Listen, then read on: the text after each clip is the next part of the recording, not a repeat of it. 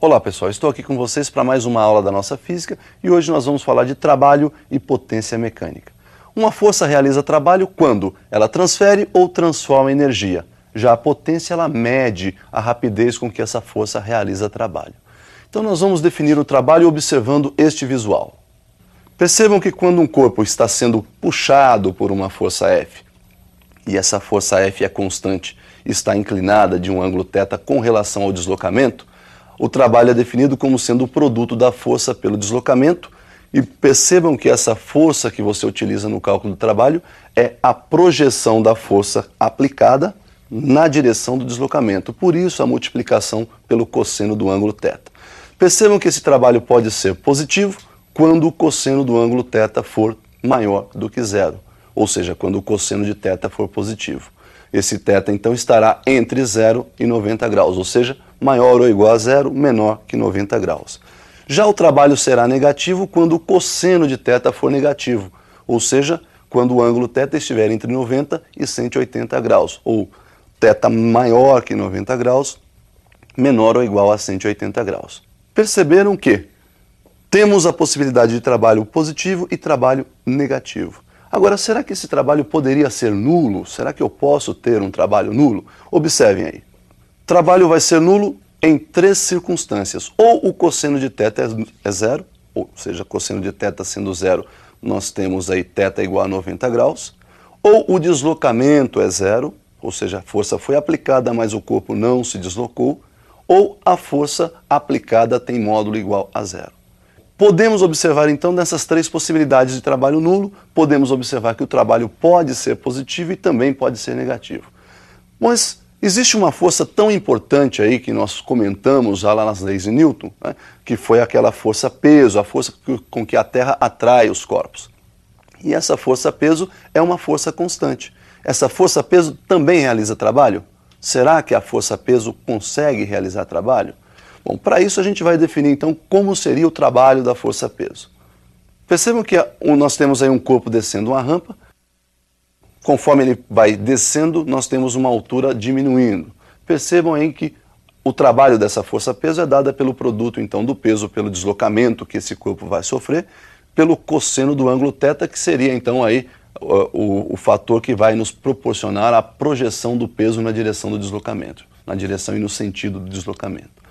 Percebam que esse cosseno de θ, se nós providenciarmos aí um triângulo, pegando aí como hipotenusa o deslocamento, e como um dos catetos a altura de onde esse corpo foi abandonado, nós temos aí que o cosseno de θ nesse triângulo é dado pelo cateto adjacente H, a própria altura, dividido pelo deslocamento que seria a nossa hipotenusa.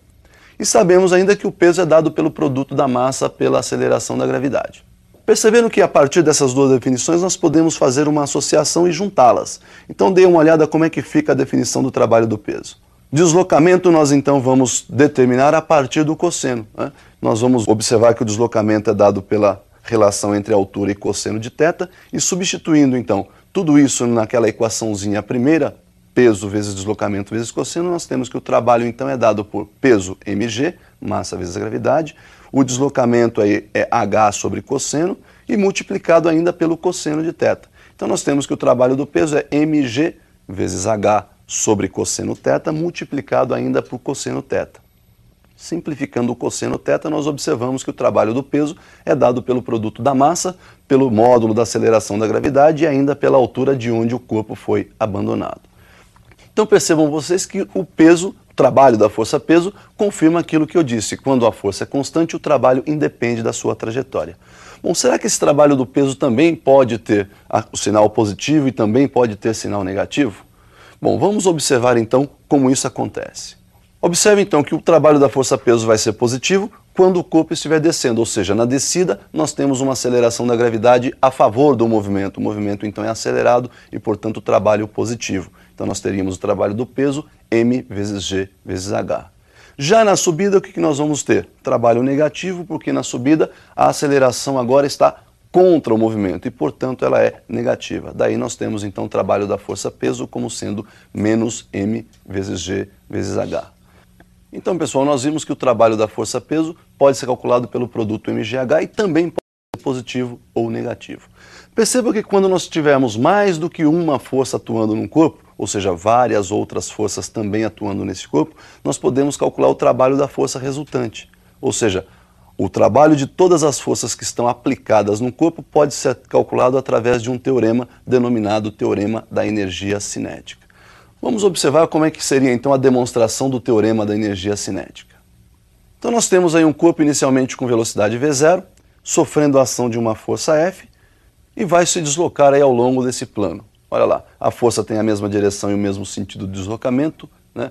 Já está então na mesma direção, não preciso fazer a projeção, o trabalho dessa força é dada pelo produto da força pelo deslocamento.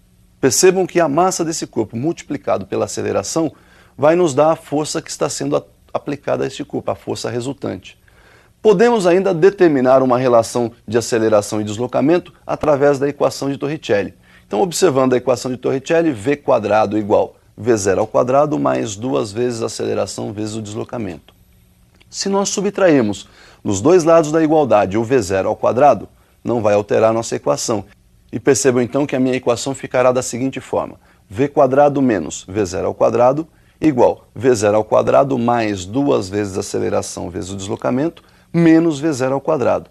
Do lado direito da igualdade nós temos v0 ao quadrado positivo, v0 ao quadrado negativo. Então, nós vamos ter o seguinte resultado: v² menos v0 ao quadrado do lado esquerdo igual ao dobro da aceleração multiplicada pelo deslocamento. Se dividirmos membro a membro por 2, nós vamos ter então que v² menos v0 ao quadrado dividido por 2 é igual ao dobro da aceleração vezes o deslocamento dividido também por 2. Simplificando aí o segundo membro da equação, v² menos v0 ao quadrado sobre 2 igual a aceleração vezes d. Percebam que a partir dessas três equações, que nós temos aí isoladas, equações 1, 2 e 3, nós vamos definir agora o teorema. Perceba como fica esse teorema.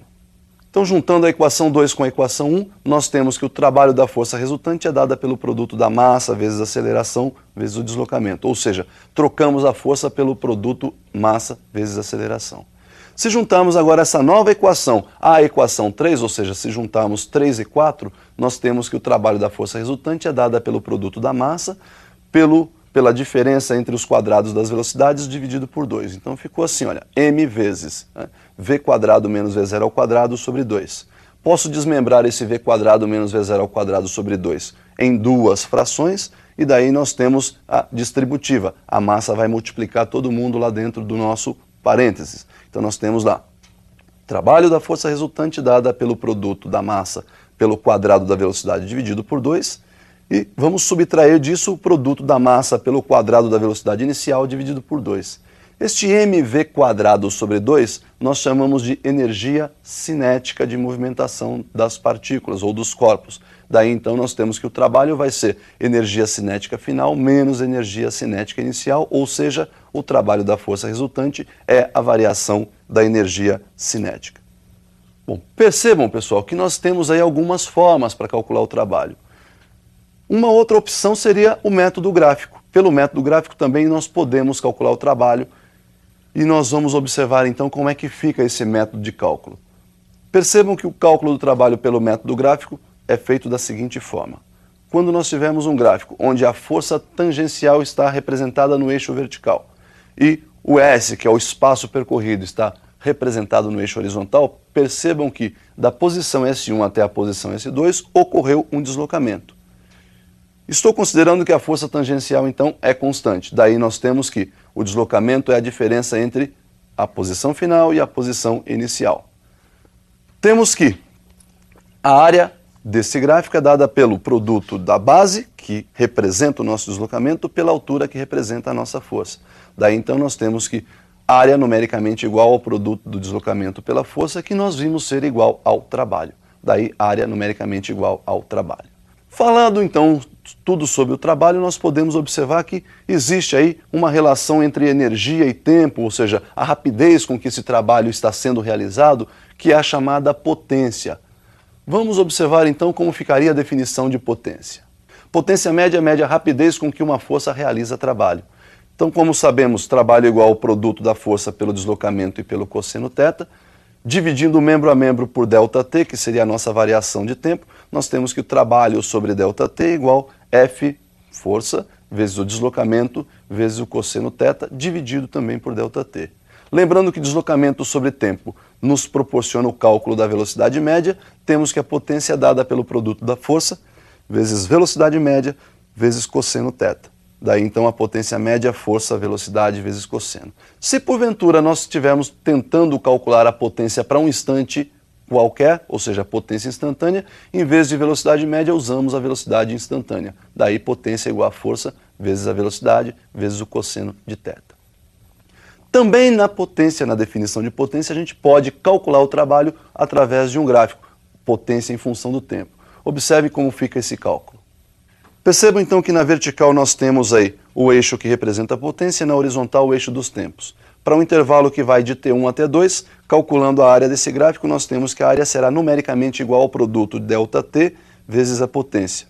Substituindo a potência por trabalho sobre ΔT, nós temos que a área é numericamente igual a ΔT vezes trabalho sobre ΔT. Simplificando esse ΔT, chegamos que a área é numericamente igual ao trabalho. Bom, pessoal, para finalizar a nossa aula de hoje, vamos falar somente das unidades. Eu fiz para você aí um quadro onde aparecem as grandezas e as unidades. Observe então esse quadro aí. Olha lá, Sistema Internacional, força dada em Newton, deslocamento é dado em metros e o trabalho em joules. O tempo é dado em segundos e a potência então será joule por segundo, que nós vamos chamar de watt. Então esse é o quadro de unidades do Sistema Internacional para todas as grandezas que nós vimos aí hoje. Bom, pessoal, então o que nós tínhamos para falar de trabalho e potência era isso aí. Definimos o trabalho, definimos a potência e já podemos aplicar isso nos nossos exercícios. Então por hoje é só e até a nossa próxima aula.